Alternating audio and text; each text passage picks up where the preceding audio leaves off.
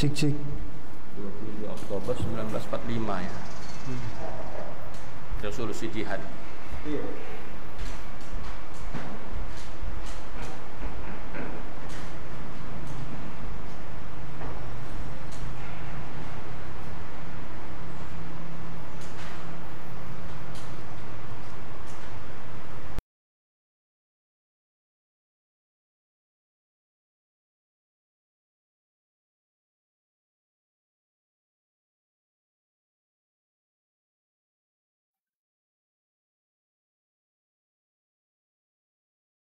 InsyaAllah berdoa dulu. InsyaAllah dimudahkan Allah.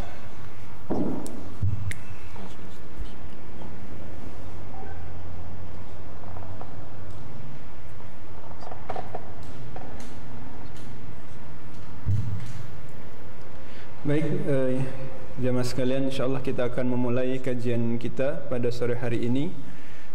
Bismillahirrahmanirrahim. Assalamualaikum warahmatullahi wabarakatuh. Assalamualaikum warahmatullahi wabarakatuh.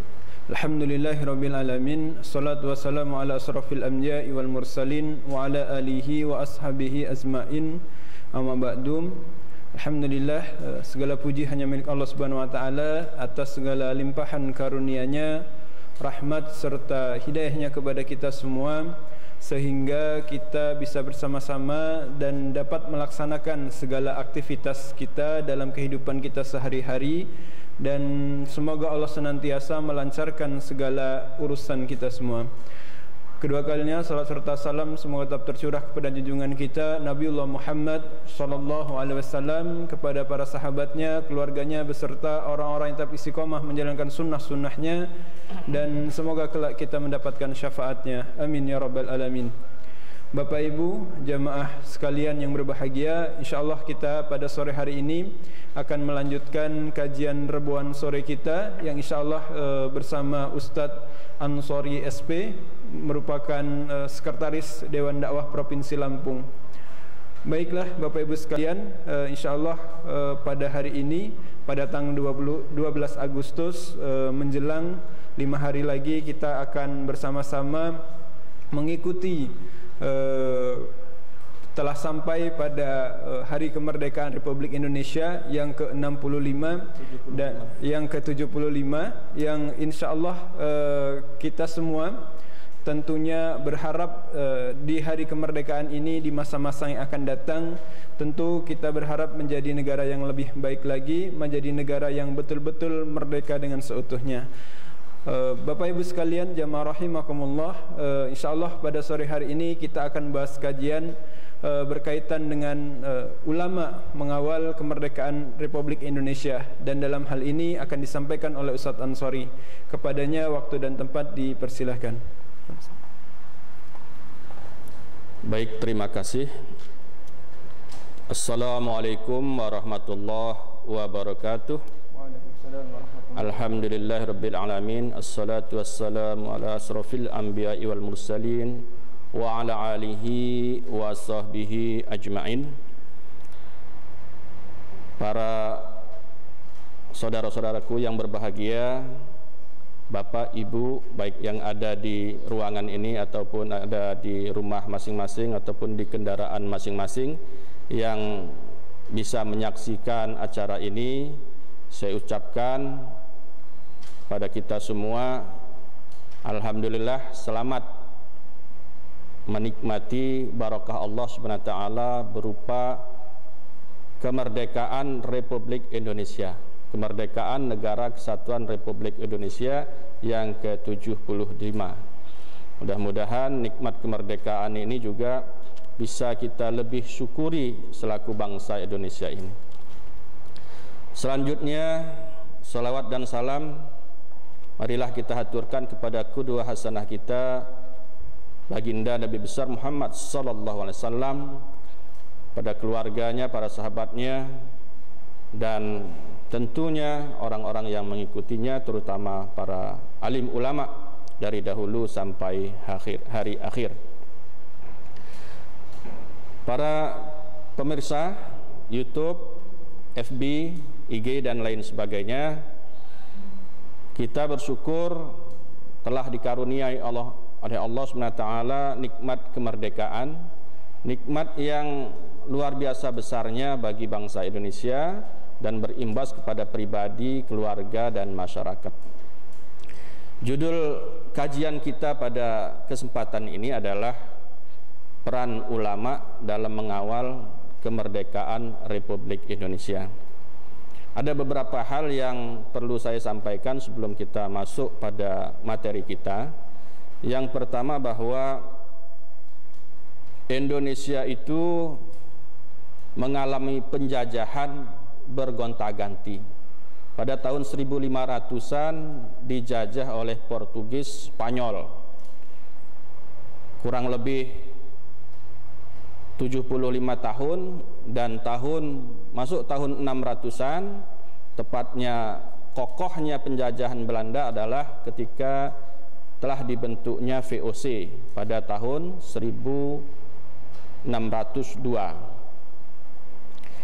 Ini kokoh betul penjajahan Belanda kepada seluruh daerah, kerajaan-kerajaan pada waktu itu, kerajaan dari Sabang sampai Merauke, dan yang belum terjajah secara penuh adalah kerajaan Aceh atau Aceh Darussalam. Dan kemudian yang masih terjajah sebagian penguasaannya, namun secara politik masih melaksanakan pemerintahan, adalah kerajaan Yogyakarta. Jadi posisinya, yang perlu saya tegaskan bahwa penjajah Republik Indonesia ini sekali-kali bukan bangsa Arab, tetapi bangsa Portugis, bangsa Spanyol, dilanjutkan juga bangsa Belanda, diselingi juga bangsa Prancis sebentar, kemudian diselingi juga bangsa Inggris juga sebentar. Nah, saya sebutkan itu, mereka sekali-kali bukan beragama Islam, ya, karena ada kesan sekarang ini seolah-olah umat Islam yang merusak negara kesatuan Republik Indonesia ini. Ini kesan yang ditimbulkan oleh orang-orang yang tidak menyukai kebangkitan Indonesia, tidak menyukai kemajuan Indonesia. Saya perlu tegaskan di sini, penjajah itu bukan orang Islam, ya. Kemudian yang terakhir, penjajah yang menjajah Indonesia adalah bangsa Jepang, juga bukan beragama Islam. Nah, ini perlu kita tekankan supaya jangan sampai salah paham. Kemudian selanjutnya, peranan ulama. Siapa ulama itu?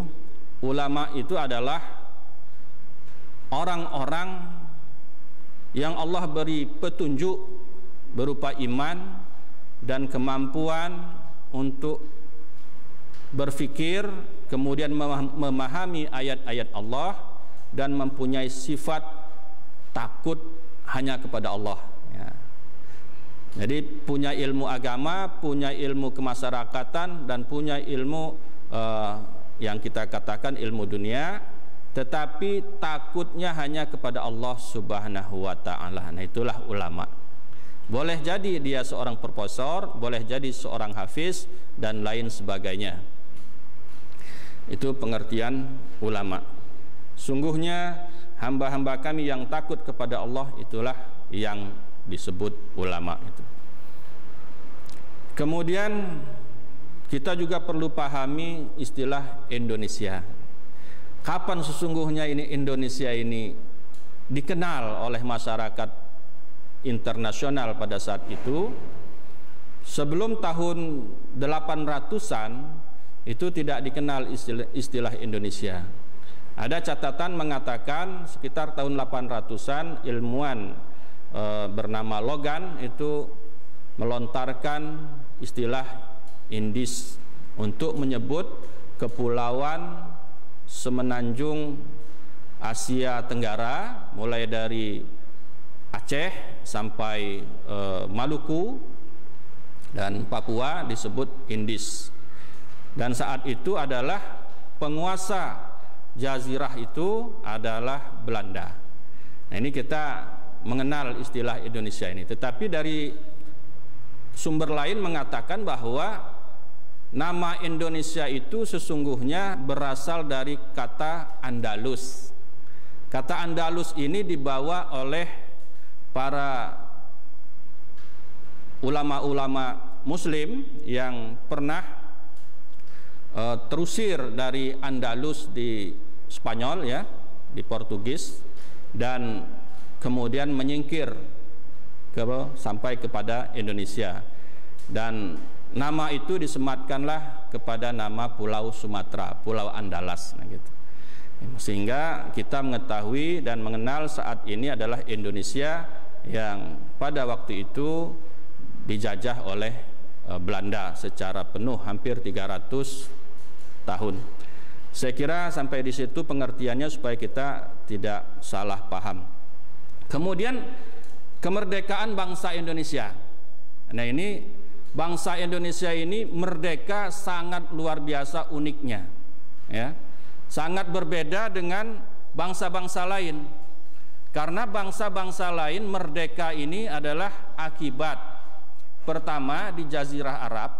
Jazirah Arab itu kemudian Timur Tengah kita sebut sekarang adalah diprovokasi oleh penjajah Inggris, Prancis, ya, semenanjung Afrika itu diprovokasi oleh penjajahnya saat itu Inggris, Prancis untuk berontak kepada Khilafah Utsmaniyah, Turki Utsmani waktu itu. Kemudian daerah-daerah lain merdekanya juga sampai ke belakang itu karena kompromi atau bahasa kasarnya diizinkan oleh penjajah, seperti Singapura, kemudian semenanjung Malaya atau Malaysia sekarang, kemudian daerah-daerah jajahan lainnya. Tetapi bangsa Indonesia adalah merdeka karena berkat rahmat Allah Subhanahu wa taala dan perjuangan seluruh bangsa Indonesia. Itu perbedaannya. Memang pernah penjajah Jepang membuat satu komite untuk mempersiapkan kemerdekaan Republik Indonesia, karena memang janji Jepang akan memberikan kemerdekaan di kemudian hari. Kapan di kemudian hari itu wallahualam tidak dijelaskan gitu. Karena Jepang ini memberikan harapan untuk merdeka bangsa Indonesia, maka alim ulama saat itu penjajahan Jepang, ya, dimobilisasi, dibuatkan suatu organisasi oleh Jepang untuk menghimpun kekuatan umat Islam saat itu dengan membentuk namanya Syura Muslimin Indonesia, Majelis Syura Muslimin Indonesia. Nah, itu bentukan Jepang waktu itu. Kemudian setelah merdeka ini menjadi Partai Islam Indonesia Masyumi gitu. Ini sejarah merdeka Indonesia. Di mana peran ulamanya? Peran ulama ini jauh-jauh hari sebelum kemerdekaan. Kita ambil saja contoh yang dekat. Pada tahun 825 sampai 830 itu ada dua peperangan besar yang bermaksud untuk mengusir penjajah Belanda. Di Jawa dipimpin oleh Pangeran Diponegoro, beliau adalah juga seorang ulama.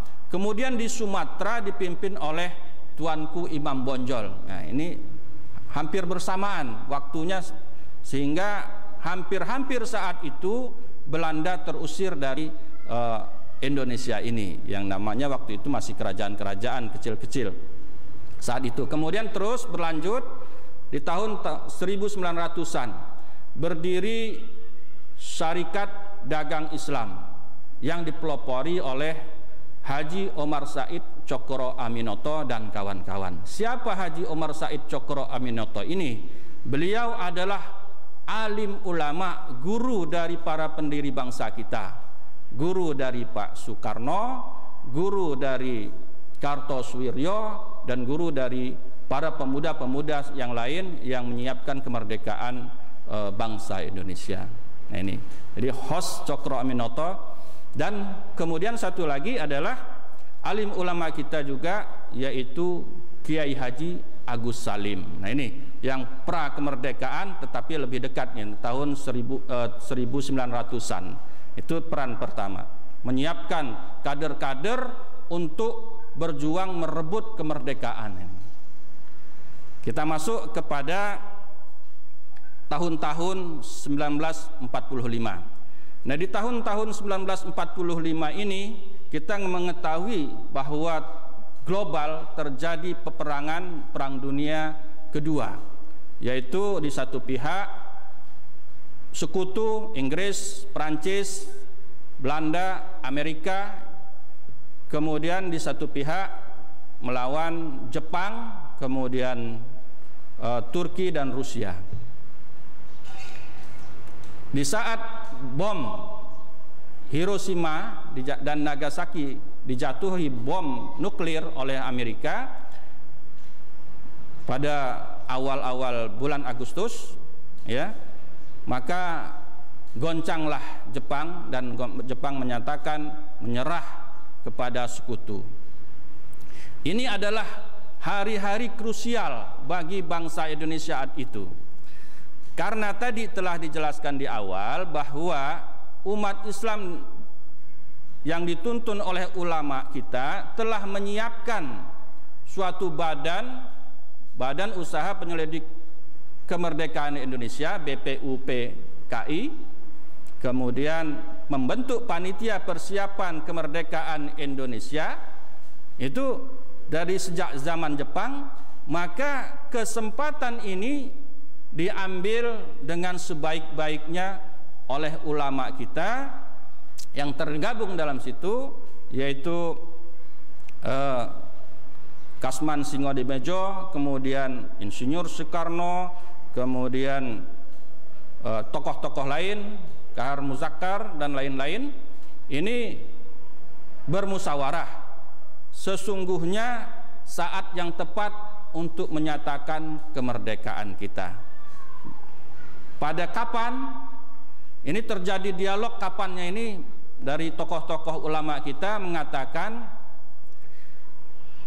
Kiai Haji Wahid Hasyim dan Abdul Wahab Hasbullah mengatakan bahwa nasihat alim ulama jangan lupakan 17. Apa maksud 17 itu? Adalah 17 Ramadan, kemudian 17 rakaat sholat.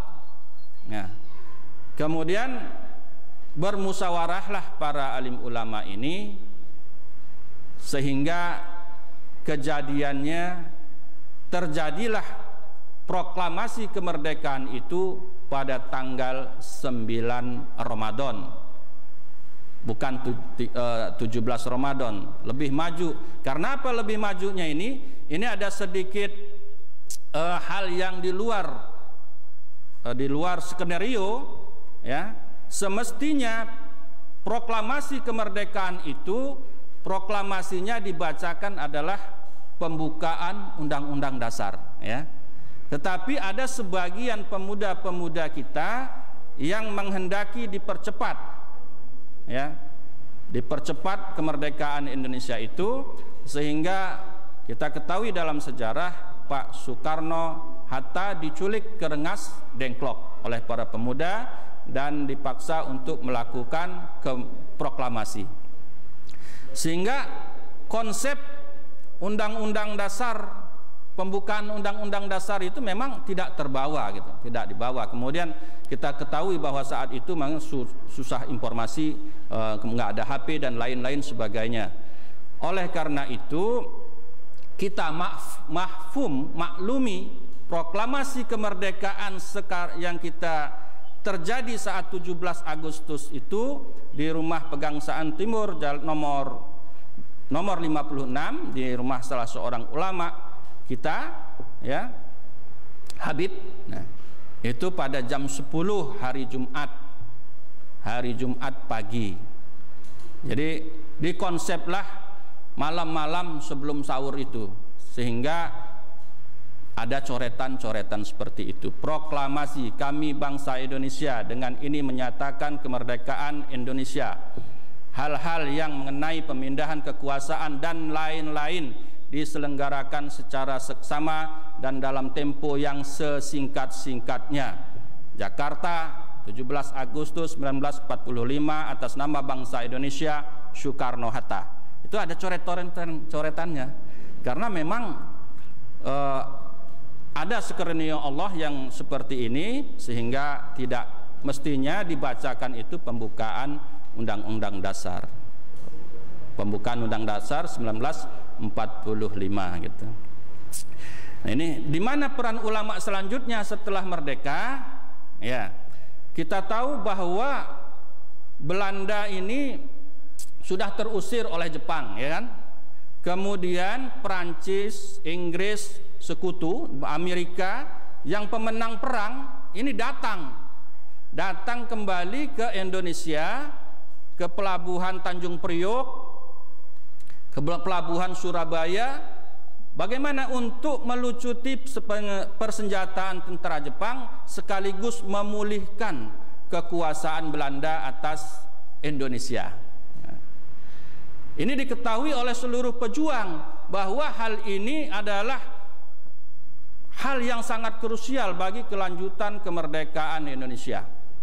Nah, ini pada sekitar bulan Oktober, awal-awal Oktober itu terjadilah pendaratan sekutu di Tanjung Priok dan di Surabaya, sehingga terjadi perang besar di seantero Indonesia. Kemudian alim ulama mengamati, ini kalau tidak mengerahkan seluruh tenaga seluruh masyarakat Indonesia pada saat itu, maka tamat riwayat Republik Indonesia yang baru berumur kurang lebih 2 bulan atau 3 bulan itu. Kita merdeka Agustus, September, Oktober sudah mendarat sekutu. Kemudian perang besar kita terjadi November, Desember sampai Januari. Alim ulama kita di bawah kiai-kiai, Kiai Hasyim Asy'ari, Wahab Abdullah, kemudian Wahid Hasyim dan lain-lainnya, ini mengamati tidak bisa tidak, harus seluruh kekuatan bangsa Indonesia menghadapi sekutu ini. Maka pada tanggal 22 Oktober 1945 dibuatlah namanya resolusi jihad. Ya. Jadi kepada para pemirsa semuanya, jangan takut dengan istilah jihad ini, ya. Kenapa? Karena istilah jihad ini sudah diproklamirkan untuk mengusir penjajah yang akan menjajah kembali. Jadi jangan takut. Pada para aparat keamanan juga jangan takut dengan masalah jihad ini, ya. Karena bangsa Indonesia telah melaksanakan jihad kubro pertama itu pada selang waktu tahun 45-an, dan ini betul-betul perintahnya adalah wajib mempertahankan kemerdekaan Republik Indonesia dengan seluruh harta, jiwa dan raga, ya. Balasannya apa? Mati di dalam membela kemerdekaan Republik Indonesia adalah surga, karena jihad fisabilillah. Nah, itu. Ini perlu kita tekankan untuk menjamin keselamatan kemerdekaan Indonesia, maka diperlukan jihad fisabilillah itu. Karena resolusi jihad yang kita sekarang oleh Bapak Presiden Jokowi atas usulan masyarakat, utamanya kawan-kawan NU, sebenarnya saya lebih setuju kepada hari jihad nasional nih, tanggal 22 Oktober itu, bukan hari santri. Nah, karena memang waktu itu yang jihad kebanyakan santri-santri, para kiai-kiai dari pondok-pondok pesantren dan seluruh pemuda Indonesia. Nah, ini jadi sekarang diperingati hari santri. Jadi memang esensinya kurang mantap lah gitu ya, tetapi nggak apa-apa karena masih ada hubungannya. Kita ingatkan kembali, kita tidak boleh alergi dengan istilah jihad ini, karena jihad telah membuktikan, mempertahankan keutuhan negara kesatuan Republik Indonesia ini pada awal-awal kemerdekaan Republik Indonesia. Nah, itu perlu kita ketahui. Dan saat itu tidak ada namanya itu Tentara Republik Indonesia, itu belum ada. Belum ada. Kepolisian Republik Indonesia belum ada. Yang ada adalah Laskar Hizbullah, Laskar Hizbul Waton, yang dibentuk oleh para kiai-kiai. Kita tahu bahwa Kiai Subhi itu menugaskan santrinya yang bernama Sudirman untuk membuat pasukan Hizbullah, pasukan, dan diakui oleh negara kita saat itu Presiden Soekarno bahwa Panglima besar adalah Jenderal Sudirman. Jadi pasukan-pasukan yang dibuat oleh pondok-pondok pesantren itu semuanya adalah berjuang. Kemudian setelah pertempuran selesai, perjanjian Linggarjati, Renville, KMB, kemudian ini para tentara-tentara, para santri ini kembali ke barak, kembali ke pondok-pondok pesantren lagi, para ustadznya ngajar lagi, para kiainya juga ngajar lagi gitu. Karena mereka berpikir, ya untuk apa? Siapa lagi yang mau kita perangi? Ya sudah, silahkan saja yang mau jadi tentara silahkan jadi tentara gitu kan. Yang mau jadi polisi ya silahkanlah jadi polisi. Ini kita kembali lagi mengajar gitu, kembali ke pondok. Inilah kemurnian niat bangsa Indonesia, khususnya umat Islam, untuk mengawal kemerdekaan Republik Indonesia ini. Nah, kemudian ada satu lagi yang kita perlu ketahui, bahwa tidak terlepas dari pengawalan alim ulama kita, termasuk juga lambang negara kita itu burung Garuda, ya, itu juga hasil kerja para alim ulama kita. Yang ketua panitianya juga waktu itu adalah beberapa kali dibentuk panitia dan tidak jadi-jadi. Akhirnya yang jadi adalah yang dibuat oleh Sultan Abdul Hamid II, yang mantan Menteri Dalam Negeri, ya. Itu lambang negara burung Garuda, yang saat itu memang dilambangkan dengan lambang-lambang Ka'bah, bintang gitu kan.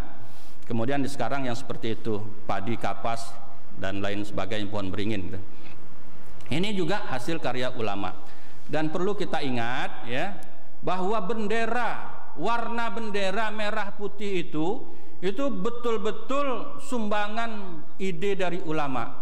Ini ada cerita yang menarik, dan ini benar, ini sudah dikonfirmasi oleh para alim ulama, bahwa bendera merah putih itu, lambang negara bendera kita adalah merah dan putih itu karena inspirasi dari Allah Subhanahu wa taala ketika waktu itu Hasyim Asy'ari bertemu dengan Habib Idris Al-Jufri, ya kakeknya Habib Salim, ya kalau nggak salah, yang Dewan Syuro PKS. Itu kalau Indonesia merdeka saatnya nanti, bendera kita warnanya merah putih gitu.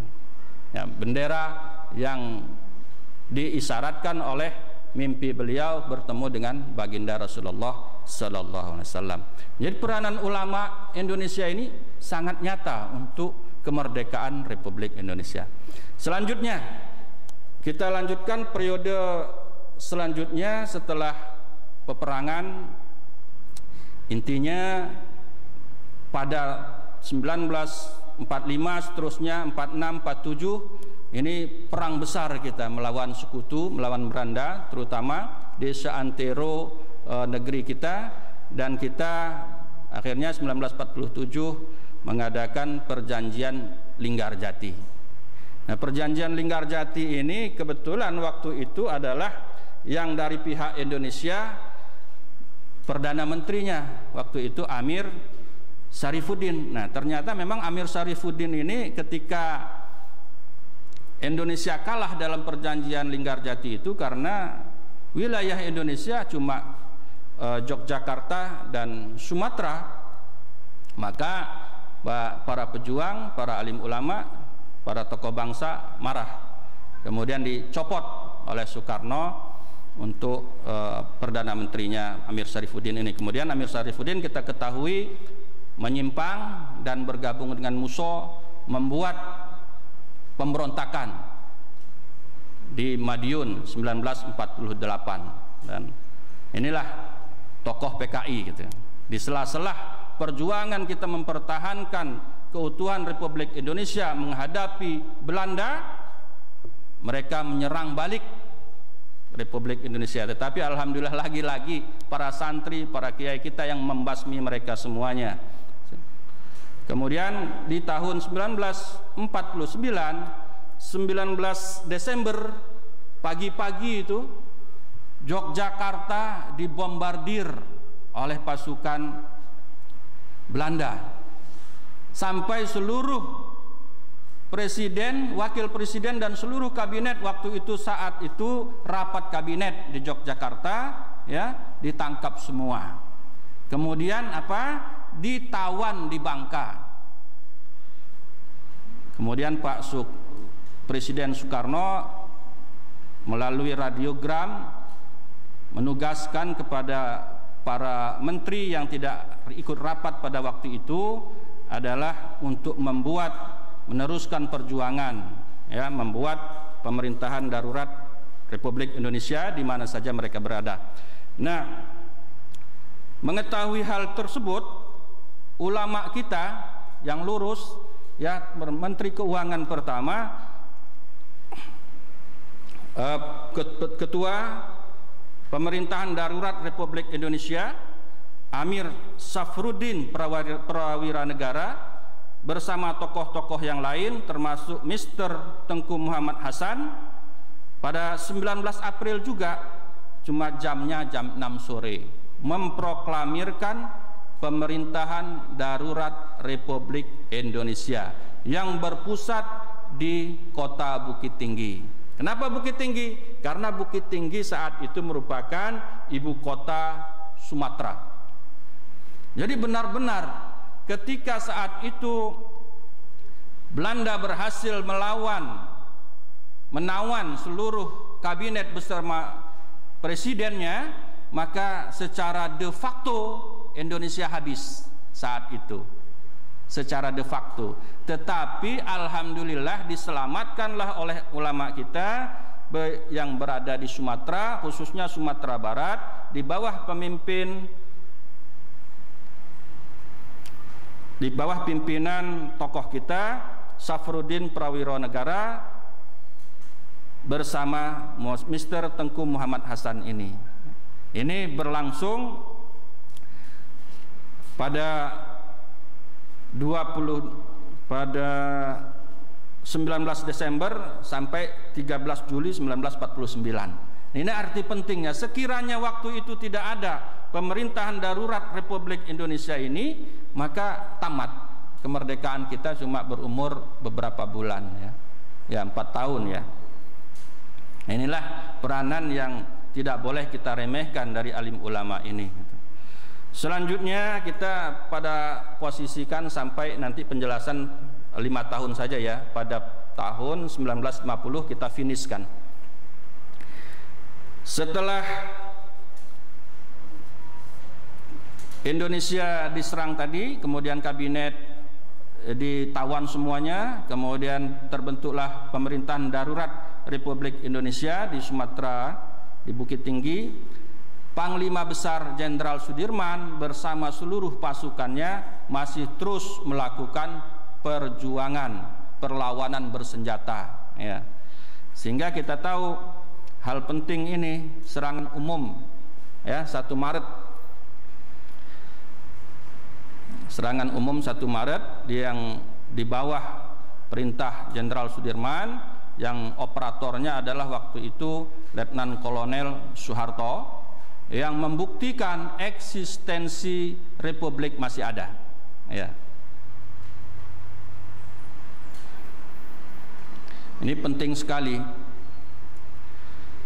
Selanjutnya masuk tahun 50-an, setelah tadi dibebaskan karena terbukti perlawanan rakyat semesta masih ada dan Belanda tidak menguasai secara penuh Indonesia, maka adalah perjanjian Rum-Royen gitu ya. Perjanjian Linggarjati, Renville, Rum-Royen. Perjanjian-perjanjian itu sehingga membuat pengakuan oleh internasional ya menjadi lebih luas. Pada waktu-waktu pertama awal kemerdekaan kan kita baru diakui oleh Mesir ya, kemudian Palestina karena lobby-lobby Kiai Haji Agus Salim bersama kakeknya Pak Anies Baswedan ya, A.R. Rashid Baswedan ya, utusan Pak Karno untuk melobi negara-negara Timur Tengah untuk mengakui Republik Indonesia. Baru Mesir dan Palestina saat itu, kemudian menjadi lebih luas setelah perjanjian Renville ini. Tetapi Belanda tidak kurang cerdik. Belanda mengakui Indonesia dengan catatan negara-negara atau bagian-bagian daerah Indonesia yang telah didudukinya para serangan agresi militer Belanda 1 dan 2, mereka katakan itu adalah wilayah merdeka sendiri gitu. Sehingga ada namanya negara Sumatera Timur, kemudian negara Pasundan, negara beberapa negara ya, termasuk negara Jawa Timur juga.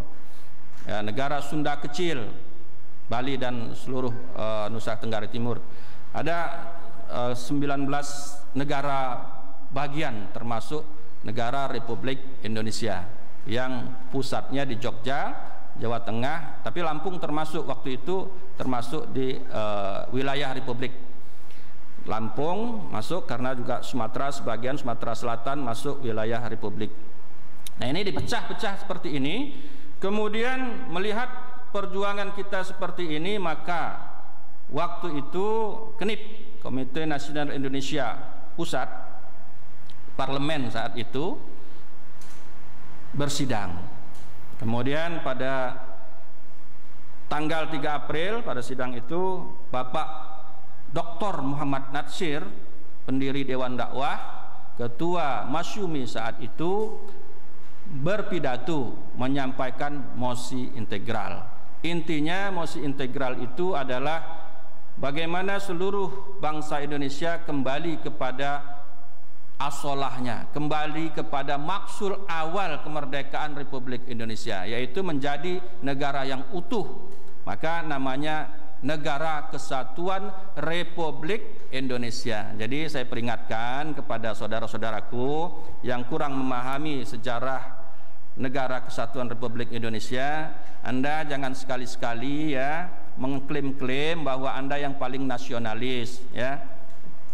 Negara Kesatuan Republik Indonesia ini di mosi integral oleh Muhammad Natsir saat itu ketika kita dalam kondisi negara Republik Indonesia Serikat, negara RIS. Kita adalah Republik Indonesia bagian kecil dari 19 negara bagian tersebut.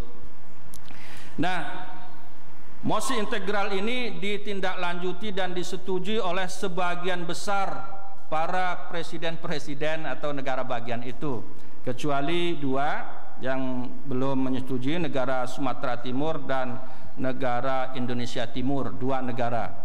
Yang lain menyetujui. Lobbynya bagaimana lobbynya?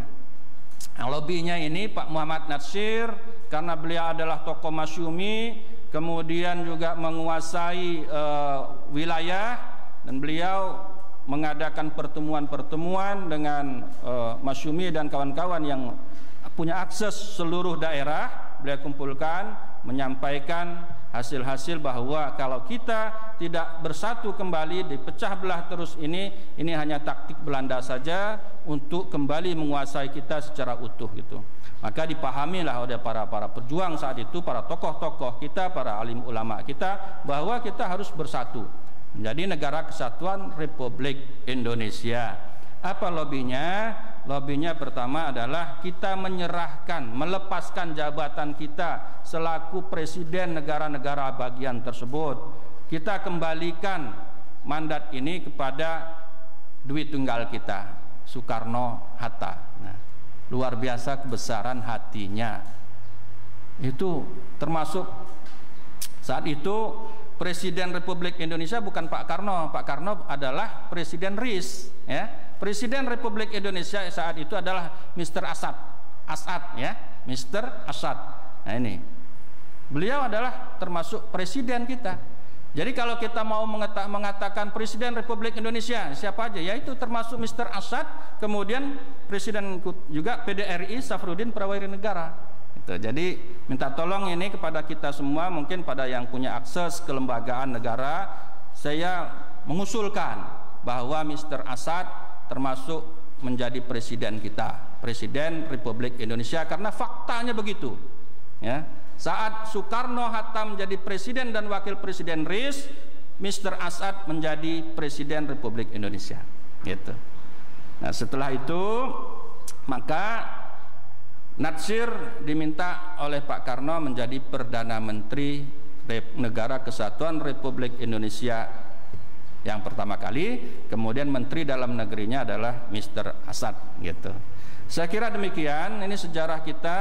Sebagai bentuk rasa syukur umat Islam Indonesia, saya mengingatkan kembali kepada kita bahwa Indonesia, Negara Kesatuan Republik Indonesia ini sudah final, ya, tidak boleh kita pecah belah, tidak boleh kita obrak-abrik, kita harus jaga dengan jiwa, raga, bahkan nyawa kita, karena ini adalah hasil warisan barokah dari Allah SWT kepada bangsa Indonesia melalui alim ulama kita. Itu yang poin pertama. Yang kedua, bahwa undang-undang dasar kita yang sekarang sudah di maaf ini saya katakan sudah di amandemen keempat, ini yang merubah beberapa hal krusial dalam negara kita. Pertama adalah Presiden Republik Indonesia adalah orang Indonesia asli. Nah, itu pasal 6. Nah, sekarang dirubah itu. Dirubah dan belum banyak tahu. Presiden Republik Indonesia adalah warga negara Indonesia sejak kelahirannya. Nah, ini kan jauh beda ini. Artinya siapapun, asal dari mana, asal dari Cina, dari Portugis, dari Belanda, kalau dia lahir di Indonesia, itu dia warga negara Indonesia, dia bisa jadi presiden. Kalau menurut yang sekarang. Maka saya mengusulkanlah ini kembalikan saja pasal 6 ini pada presiden adalah warga negara Republik Indonesia asli. Kemudian banyak hal-hal yang mesti kita perbaiki semua supaya jangan menyimpang ini dari tujuan kita merdeka gitu. Saya kira demikian, ini kita bersyukur ya. Yang dua tadi kita betul-betul menekankan kepada seluruh para sahabat-sahabat kita, para saudara-saudara kita yang Allah berikan kesempatan untuk saat ini mengurus negara, minta tolong Anda saat ini adalah pemimpin-pemimpin bangsa saat ini. Anda semuanya anggota DPR, penjaga keutuhan Negara Kesatuan Republik Indonesia saat ini bersama seluruh komponen masyarakat. Kemudian saya menyampaikan juga kepada tentara, kepada polisi, bahwa Anda adalah asli lahir dari perjuangan kemerdekaan kita. Anda semua bukan dibentuk oleh seseorang ataupun negara penjajah. Anda adalah lahir dari rahim para alim ulama. Saya kira begitu. Saya mohon maaf atas beberapa hal yang mungkin kurang berkenan dalam penyampaian ini. Billahi taufiq wal hidayah. Assalamualaikum warahmatullahi wabarakatuh. Ya, diucapkan jazakallahu khair atas materi yang disampaikan begitu bersemangat dan berapi-api. Ustadz Ansori menyampaikan sejarah tentang bagaimana kiprah para ulama dan kaum muslimin tentunya di dalam mengawal serta mengisi kemerdekaan. Yang paling utama adalah bagaimana kiprah perjuangan mereka dalam menggapai perjuangan. Bapak Ibu jamaah rahimakumullah yang berbahagia, dapat kita simpulkan bahwasanya ada dua hal yang saat ini nampaknya perlu kita evaluasi dan penting kita sampaikan, adalah kita wajib untuk menelisik kembali. Mari kita buka kembali lembaran-lembaran sejarah, mari kita buka kembali fakta-fakta sejarah, bagaimana kiprah-kiprah umat Islam, kiprah para ulama, kiprah para pendahulu-pendahulu kita di dalam mengawal kemerdekaan Republik Indonesia dan di dalam memperjuangkan kemerdekaan Republik Indonesia. Dan tentunya yang terbaik adalah kita menyampaikan kepada para generasi kita yang akan datang maupun yang saat ini, utamanya generasi muda, agar mereka seperti yang disampaikan oleh Bung Karno, jas merah jangan merupakan sejarah. Artinya jangan sampai para pemuda di masa yang akan datang tidak mengetahui bagaimana kiprah para ulama dan kaum muslimin di dalam menggapai kemerdekaan. Baik, mungkin itu dua kesimpulan yang penting disampaikan. Tentu begitu luas sejarah, bila ingin kita kupas tentu membutuhkan waktu yang lama dan tidak hanya sekali dua kali dalam kajian, karena sejarah Indonesia merupakan negara besar yang memiliki sejarah yang panjang juga. Dan insya Allah mudah-mudahan kita diberi waktu dan kesempatan untuk bersama-sama melanjutkan kajian kita, mengupas lebih banyak lagi bagaimana sejarah bangsa ini lahir dan bagaimana sejarah perjuangan para pendahulu kita. Baik, mungkin itu yang bisa kami sampaikan. Kurang dan lebihnya kami mohon maaf. Sekali lagi diucapkan jazakallahu khair kepada Ustadz Ansori yang telah menyampaikan materinya, dan insyaallah kajian kita akan kita lanjutkan pada kajian Sabtu besok yang akan mendatang, yaitu adalah kajian Sabtu pagi yang insyaallah akan disampaikan oleh Ustadz Hafiz Suyanto. Mungkin itu, marilah bersama-sama kita tutup dengan membaca lafal hamdalah. Alhamdulillahirabbil alamin. Sekali lagi kami dari Dewan Dakwah Islamiyah Indonesia Provinsi Lampung mengucapkan Dirgahayu Republik Indonesia yang ke-75. Semoga ke depan Indonesia semakin jaya, semakin bersatu dan semakin kuat menghadapi berbagai cobaan. Mungkin itu yang bisa disampaikan. Wallahu a'lam bishawab. Kita tutup. Assalamualaikum warahmatullahi wabarakatuh. Waalaikumsalam warahmatullahi wabarakatuh.